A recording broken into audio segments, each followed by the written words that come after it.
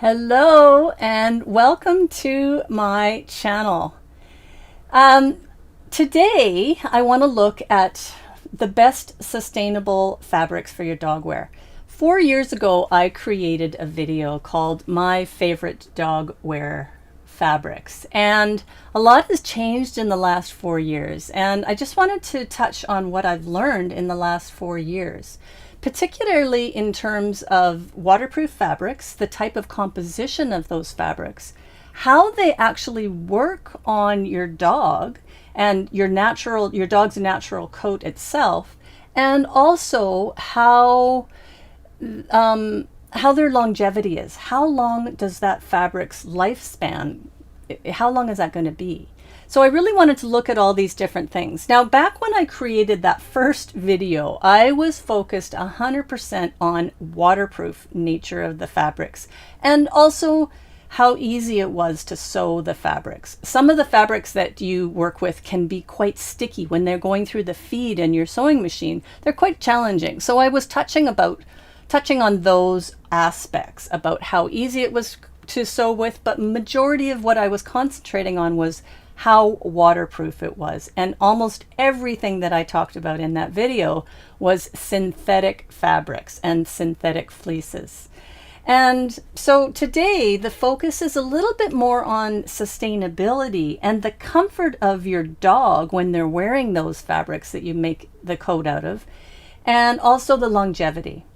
So what I learned is that waterproof isn't always the best thing for your dog or for your planet. So I have been designing and teaching people how to make their own dog wear since 2015. And I've been trying to use dead stock, which is fabric that comes from usually manufacturers or other industries. They donate them to places that resell them, and so that's what dead stock is. So I've tried to use dead stock as much as possible, and also use recycled fabrics and upcycling clothing into different coats. So I've tried to concentrate on using that, but I wasn't always able to. And as I said, my early focus was really just about how waterproof those fabrics were. The first coat that I made for Scout, I made out of canvas, and it was quite natural on the out, like a natural fabric. I also lined it with a cotton, so it was actually naturally quite breathable, but it was quite heavy because I used a very heavy ounce fabric. Like, it was a very heavy fabric, so it was quite stiff, and it also wasn't treated and coated in any way, so it wasn't super waterproof. So the next coat that I made for Scout, I actually concentrated on using a fully waterproof outer layer. The outer shell was fully waterproof, and I lined it with a fleece lining on the inside. Both of these fabrics were synthetics, and what I found was that as Scout was running around and playing and chasing sticks and having fun with her fabric, having fun in her coat, that she was actually overheating.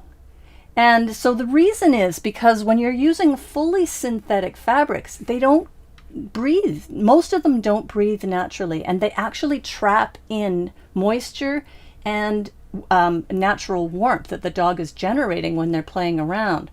So what I also didn't know at the time is that when I was washing these jackets, I was actually washing away little tiny bits of plastic microfibers into the water, and that was going into the ocean. These little microfibers, as we're now learning, they don't break down, they don't go away.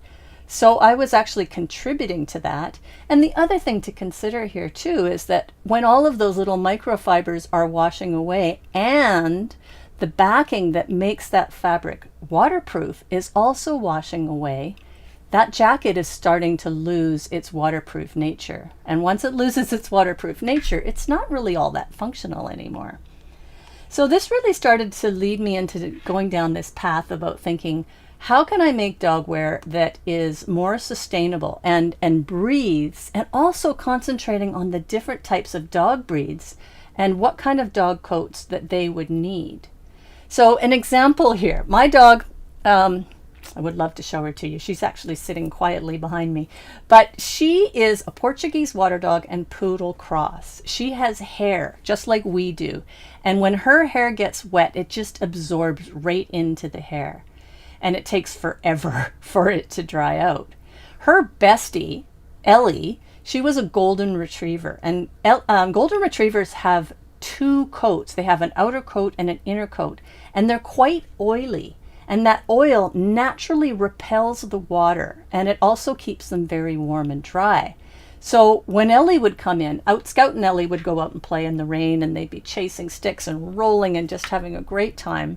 They'd come back, Ellie would do one shake, and she was dry. Literally, she was practically dry. Scout, on the other hand, 2 hours later, I could still feel her fur, and her hair really, and it was wet. So the lesson that I learned out of this is that not all dogs need that same kind of protection, and that breathability really matters. I did end up designing a new coat for Scout later on, and this coat it does have a synthetic shell still, but it's very thin compared to that other one that I just showed you. And the backing to it is a mesh. And it's a cotton mesh, and it breathes more naturally. So that does keep Scout a lot less warm when she's out and playing. She's so much more comfortable. I never really thought about breathability when I was first making coats. It didn't even cross my mind. And like my customers, as I said, everybody that was asking me to make coats for their dogs, they wanted waterproof. That was all they wanted to know. Is it going to hold up to these? We live in Vancouver. Technically, we live in a rainforest, and it rains a lot here, and it rains hard. So everybody wanted to know whether or not their dog was going to stay dry. And that was the only thing that I thought about, and that was the only thing that my customers were thinking about. And as I said, so most of these synthetic fabrics, for example, nylon or soft shell or these polyurethane laminates, they don't breathe. They trap in the heat, and they create moisture actually on the inside of that coat for the dog. So they don't actually really work all that well. If you considered something like the natural fabrics, as I said, for canvas and things like that, canvas, twill, cottons, hemps, these have a natural breathability to them. It's just built into the fabric. And so when you're working with fabrics and your dog, it's really a balance of the protection and how you're protecting them from the elements, but also how comfortable they are. And this is super important, especially important if we're talking about active dogs and dogs with double coats. So I'm going to switch to a chart that I created. Now, I'm going to give you a link to this chart so you can take a look at it in more detail, but I wanted to touch on a couple of different dogs. So this is a chart that talks about the different types of coat, the natural coats that dogs have, their fur or their hair, and their warmth needs. And I also look at what are the best fabrics to use for the outer layer, the shell of the coat, and also if you're going to line the coat, what you might consider lining them with. So just switching to the different camera here. So if we look at Ellie, for example, as I talked about, she is a golden retriever. She has a double coat. She has an outer coat and an inner coat, and there is this oil that's actually naturally in it. Her warmth need is very low. She can overheat quite easily. And if I was looking and choosing some fabrics to make a coat for her, I would be looking at a really lightweight fabric, waxed canvas, cotton twill, or some kind of a breathable, if I was using synthetic, some kind of a breathable polyester or a soft shell. And if I was going to line it, I wouldn't suggest lining it, but sometimes you just want to have a lined jacket. It just works better. So if you are going to line it, I would line it with something like a really light cotton or a hemp, and just something that has a really good breathability factor to it. Scout, as I mentioned, she is single coated. She has hair instead of fur, and it's curly, and it has very little oil in it. It's very low oil. And her warmth need is just moderate. It's not, she doesn't have a really big need for warmth, but she does need to stay warm and she does need to stay dry. So if I was looking at a fabric for her, I would be looking at a mid-weight, kind of a waxed canvas or a denim or a cotton duck. You can wax all of these different fabrics, or a breathable soft shell. And again, if we're looking at the inner layer, if you were going to line it, I would use either a cotton fleece or a brushed flannel. And then as a last one I just want to quickly look at here, if you were looking at a short coated hair or a hairless dog, think boxers or Frenchies or even Mexican hairless dogs, they're typically they're only going to have a one layer of coat. They don't have a double layer. And they are their need for warmth is quite high. Very often you'll find that these dogs can get quite cold.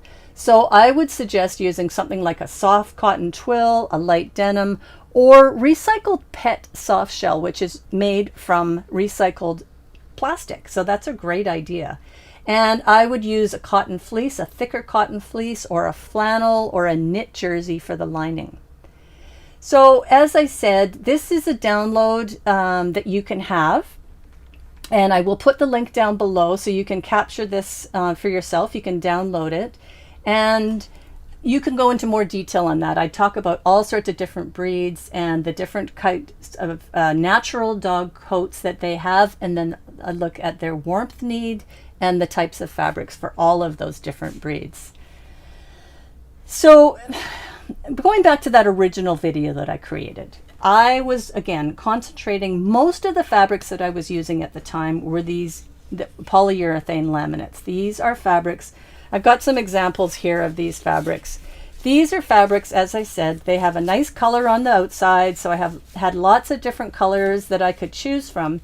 And the back side had this polyurethane laminate to it. And that is what keeps the fabric waterproof. And that it's still fine to use these. I mean, I'm not saying don't use these kind of fabrics. If you can, try to source them from dead stock sources, or try to find them from things that have been find fabrics that have been recycled from plastics. Those are great options.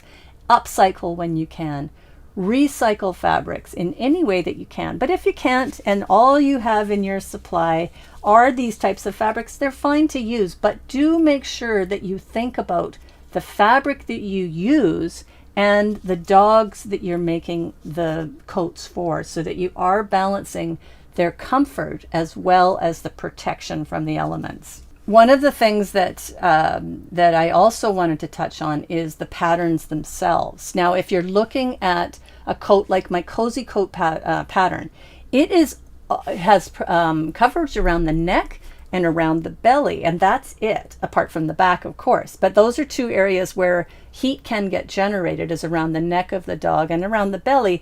But those coverage areas, their chest, the rest of the belly, it's all open. Their arms aren't covered. It's quite open. And so it has a lot of natural airflow that already goes into that pattern as it is. The Alpine jacket, which is the other coat that I showed you here, this coat has a lot more coverage to it.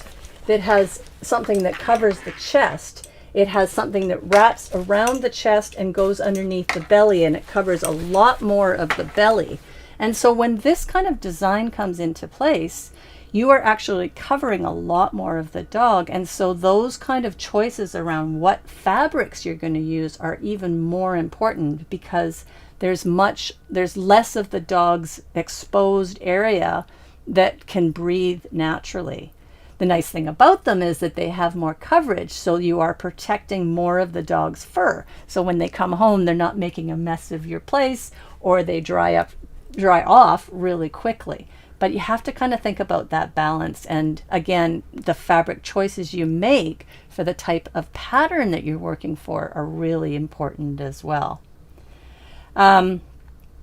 So my focus now, when I'm looking at what I'm choosing, is all about the breathability of the fabric, the composition of it, the dog type I'm making it for, But also, one of the other things that I'm really looking at now is the longevity of that fabric. How long is it going to last? Now, I'm really getting into waxed canvas. And the thing about waxing canvas, and when I say canvas, I'm talking about waxing any kind of a natural product. You can't wax a synthetic product. It just falls right off. But if you can wax hemp, you can wax cotton, you can wax canvas, anything that's a natural type of fabric, you can wax this, and it adds a natural waterproof nature to it. If you think about like the Australian outback type of jackets, that the water just beads up and rolls off on these things. You think about the old army tents, those were made out of waxed canvas. Some of the early sails that were used on sailboats were made from waxed canvas. So these things have been around for this type of fabric, and this process of protecting the fabric so it's waterproof. It's been around for a long time. And I'm really starting to look at how to bring that back into the coats that I make. And the great thing about waxed canvas is that you can re-wax it. So as it ages, it does start to lose. That wax will start to kind of break down. And as it breaks down, it gives it this beautiful patina, kind of like a leather or a suede. It really does give it a lot of just beautiful texture and a natural aging to it. But you can re-wax it, and that just brings back all that waterproof nature to it again. So it extends the longevity of that jacket. It does increase the cost of that jacket, and because you actually typically will spend more money on natural fabrics. Don't ask me why, but natural fabrics can cost more money. And also the waxing process is, it adds more time to the process. Or if you can buy pre-waxed canvas, and it is more expensive than just a straight canvas. So it does add more to the cost to it, but it extends the longevity, it extends the lifetime of that dog jacket that you've made. And so it does pay off. It's so worth it. If you consider something, as I said, if we're looking at these polyurethane laminates, this stuff, this backing, it will break down. Every time you wash it, it's breaking it down. Every time you scratch it, or even when you're sewing it, those little tiny needle marks in it start to break down that backing. And once that backing is gone, as you've probably noted when you have a rainproof jacket or a waterproof jacket, once that waterproof nature is gone, there's not much you can do for it. You can spray it. You can put some on some of those chemical sprays on it, but I'm not all that comfortable with that idea of spraying fabric and putting that up to next to my dog's face and off-gassing or up against their skin. I don't really like that idea. So I'm trying to use different fabrics that are more sustainable and that have a longer life pattern to them. One of the things that I really like to think about, and I encourage you guys to think about too, is just the whole composition and how that, like the life cycle of that fabric that you're using. How is it made? How long does it last? What happens to it when you wash it? And how easily can it be repaired and added? Like, how long can you keep that fabric, and how long can you repair it? If, as I said, for something like waxing it and keeping that fabric's waterproof nature, how long will that last? And the last thing to consider is what happens when you are finally done with that coat. Does it break down and go into the natural earth? Does it break down and go into the earth, or is it going to stay in the landmine forever, for eternity? Because plastics, as we are now learning, they just don't break down. But a cotton, it will. It's a natural fiber and it does break down. So that's something to consider. One of the things that I wanted to touch on that chart that I showed you a few minutes ago, there is a whole section, that just a brief section at the bottom, that talks about wools. And wools are something that I do want to think about too here, because they have a natural water resistance to them. They are lovely, and you probably even have some wools in your stock. If you've got some extra wool hanging around, you might have considered making something out of wool. And it's a great option because it does have a natural water resistance to it, and it does breathe. The thing to consider here is what type of a coat, or sorry, what kind of a dog are you making this coat for? You don't want to be using a wool for a dog like Ellie, the golden retriever, or a husky or a Labrador. These dogs are built to actually for colder climates, and they have the natural built-in warmth. They don't need a lot of extra warmth. Unless you're in extreme temperatures, they just don't need that. So I wouldn't be using the wool on them. But if you had a dog like the Mexican hairless or a boxer, those kind of dogs that do get cold quite naturally, then having something like a wool coat would be fantastic. I have always loved the idea of, just think of kind of more traditional coats like a Sherlock Holmes coat. I mean, that in a natural tweed, it just speaks great history, and I just think it would be great.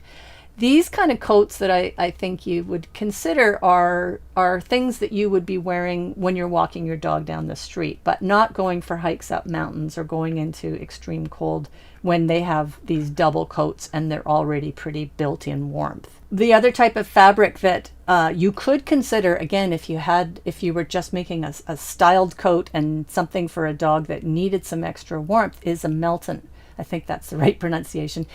Think the type of fabric that they made the old sailors' pea jackets out of. It's like a thick felted wool, and it will keep your dog incredibly dry and incredibly warm. So these are some great options, but again, you want to think about what the type of dog is and what their needs are for warmth. So I still have the same mission as I had back in 2021. I still want to keep my dog comfortable, and I want to keep them dry. But now I'm really looking more at comfort. As I said, that was what I was trying to do for them before, but I didn't realize, I just didn't know enough at the time about how well I could keep them comfortable, and that importance of how warm they needed to be. But now I'm looking more at the comfort of the dog, the fabric, and also the longevity of that fabric and the life cycle of that fabric.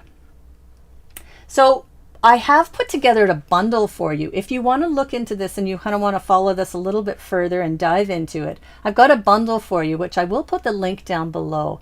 And it's got 3 things in it. It's got what I've created is what I call the Sustainable Fabric Guide for 2026. And this lists a whole list of suppliers that are supplying fabrics that are sustainably made, or dead stock fibers and natural fibers. And it's got a list of websites and contact information and the types of different fabrics that they supply. And these are people all across Canada, the United States, and even abroad. So take a look at that and download that if you'd like. It also touches on how to maintain fabric. So it's a great thing as a resource for you. The other thing that I've got in this bundle is the Fabric and Hardware Guide. And this is a really quick kind of visual look at different fabrics that you could use, both natural and synthetic, and also pairing them with different hardware. And the idea behind this is using some of these different fabrics and different hardwares to add your own kind of design and style to the coat, the cozy coat or whatever coat it is you're making. And then the last part of this bundle is that chart that I just showed you. So again, it's got all the different breeds in there, the type of coat that they have, their natural coat, the level of warmth that they need, and some suggestions for both the outer layer and the inner layer. So feel free to grab that link down below, and you can download that for free, and you have that as a great resource when you're making coats for your dog, or if you're making a line of coats for other people to make. I am going to be creating a sort of a documentary style video series in the new year. And so if you are interested in this whole concept of creating waxed canvas or waxed natural fabrics, and that sort of longevity, retaining the longevity of the fabrics, this is something that I'm going to be making a whole documentary on in the new year. So I'm going to be talking about natural, creating DIY waxes to wax your own canvas, or buying pre-made waxes, or buying pre-waxed canvases.